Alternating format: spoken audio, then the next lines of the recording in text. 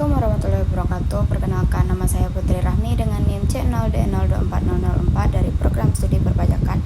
Baiklah, di sini saya akan menjelaskan tentang konsep pencatatan akuntansi pajak dari pendapatan, penghasilan, dan penjualan dengan dosen pengampu Bapak Lutfi SEMSJ dan Ibu Heriani SEMAK dan Bapak Dr. Wermi Eka Putra SEMSI. Klasifikasi pajak atas penghasilan.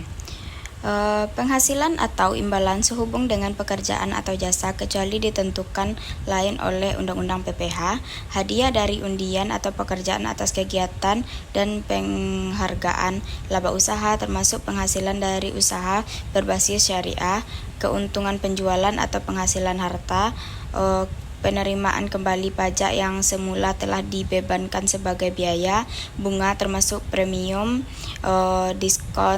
diskonto dan jaminan karena pengembalian uang, dividen dan nama dan dalam bentuk apapun.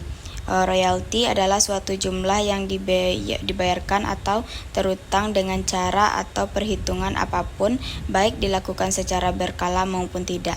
Penerimaan atau perolehan pembayaran secara berkala, misalnya alimentasi atau tunjangan seumur hidup yang dibayarkan secara berulang-ulang dalam jangka waktu tertentu, keuntungan karena pembebasan utang, keuntungan karena selisih kurang mata uang asing.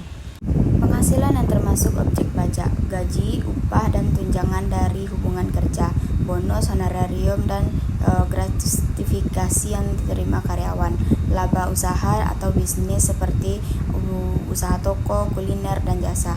Penghasilan dari pekerjaan bebas seperti dokter, pengacara, konsultan, atau notaris, sewa harta selain tanah atau bangunan, royalti atas pembangunan hak cipta atau karya intelektual, keuntungan dari penjumlahan harta selain tanah atau bangunan, penghasilan dari luar negeri, bunga, deposito dan tabungan, sewa tanah dan bangunan, omset uang UKM yang dikenai tarif PPh final, penjualan saham di bursa efek, hadiah undian, dividen tertentu yang tidak diinvestasikan kembali.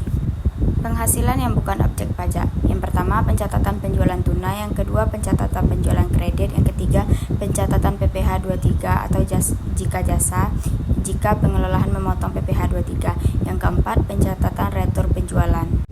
Perbedaan pengakuan antara komersial dan fiskal.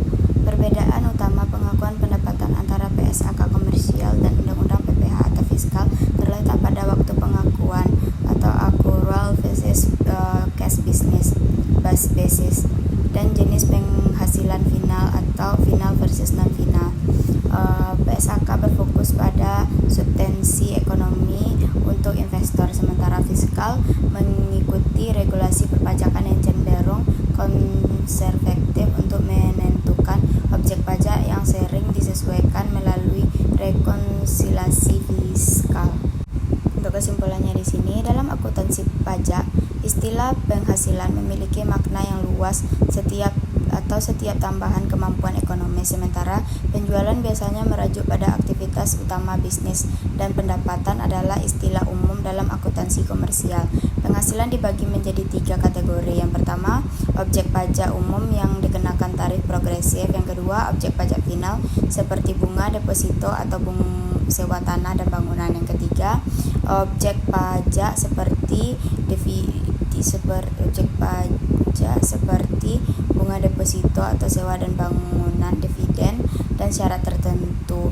Transaksi penjualan tidak hanya mencatat aliran kas atau piutang, tetapi juga harus mencatat kewajiban pajak berupa pajak tambahan nilai atau PPN keluaran. Jika transaksi melibatkan jasa, maka terdapat unsur pemotongan PPh pasal 23 yang harus dicatat sebagai pajak dibayar di muka. Sekian yang dapat saya sampaikan. Jika ada salah kata dan salah penulisan, saya mohon maaf. Saya tutup dengan Assalamualaikum warahmatullahi wabarakatuh.